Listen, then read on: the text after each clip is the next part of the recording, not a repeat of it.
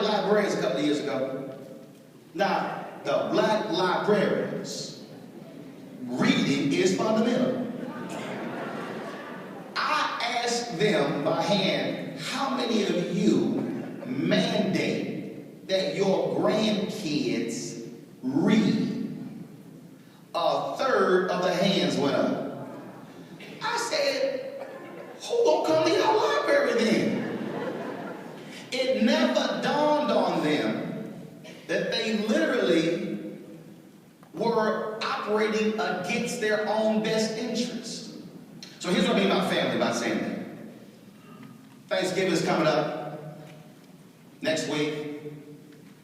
And I want you to be honest. Don't lie to me right now. Don't say, oh, he's going to bust me out.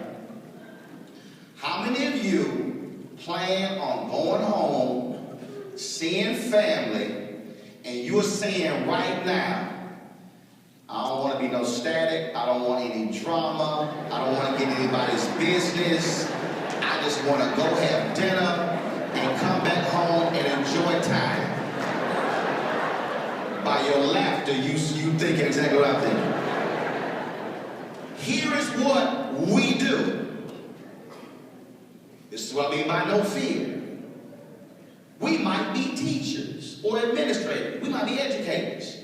But what happens is we get together with our families and we see a niece or a nephew, a sister or a brother, a cousin, who we know is falling behind academically. And we don't say a word because we don't want no static. We don't want any drama. We don't want to get into somebody's business. Am I lying? And we sit there and say, privately, it's a doggone shame what their mama doing. It's a doggone shame what their dad doing. How many of you, be honest, and you ain't have to raise your hand, but you probably, I would tell everybody how you respond. You have a certain niece and nephew who you do not want to read the prayer. Because we might be here all day.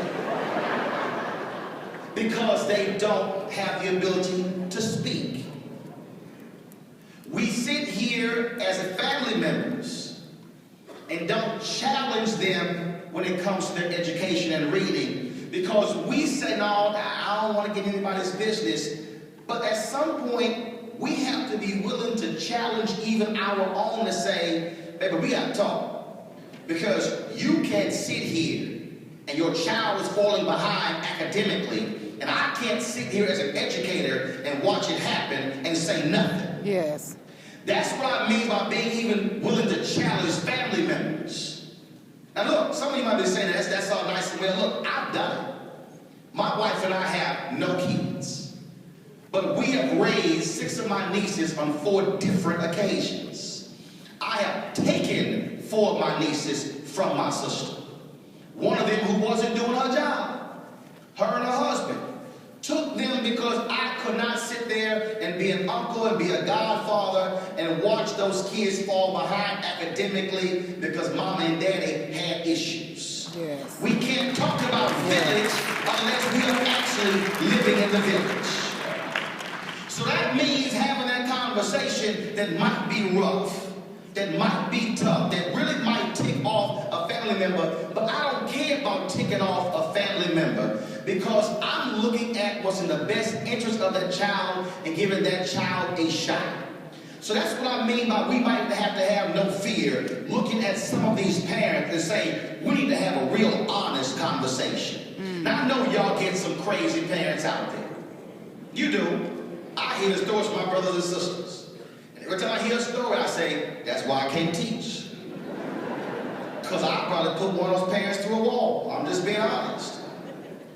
But that also means looking them in the face and being honest by saying, look, you can't expect me to do what you won't even do. Mm-hmm.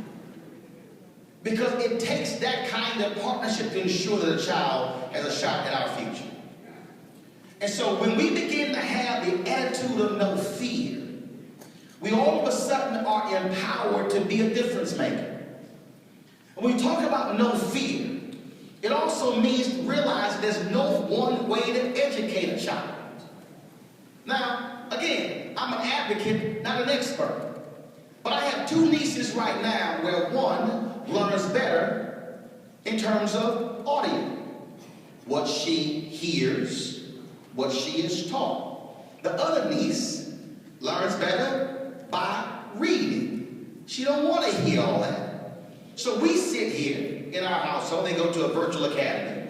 They sit here and we have to understand the different styles based upon the child. What we have done as a country is put forth this model that there's only one way to educate a kid. See, for me, I went to all public schools. But understand, I believe in public schools, private schools. I believe in magnet schools, charter schools, homeschool, online. I don't care how you educate a child in this country. I believe all of those methods are good. I'm down with vouchers, everything. I don't care what it is, as long as we are educating children, because I view education as this large pie, and there are slices of the pie. I get that you have public schools that are the dominant portion of that. But when we begin to say, oh, no, no, no, no, no, what we're doing is actually stopping potential progress. I'm sure there were people who were telling Martha Collins, no, no, no, no, no, your way won't work. I'm sure there were people who were saying, yeah, I hear about the kid, that thing, but that might not work as well. Again, for me, if it works, cool. Try to replicate it, try to make it larger, because it's about the children.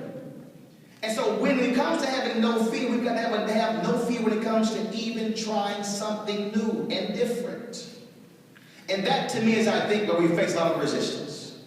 We face resistance because people are unwilling to change and say, well, I've been doing this for quite some time. No, baby. If you look at the results, it has to change. Yes.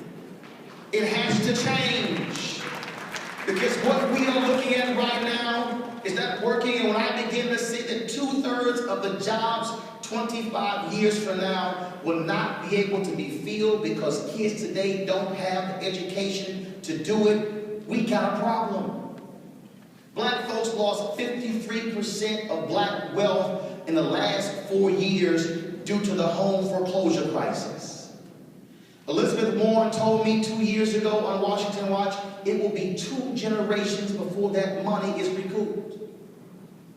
Now, if we have another generation of children who are not in a position when it comes to education, they're not going to be able to be homeowners.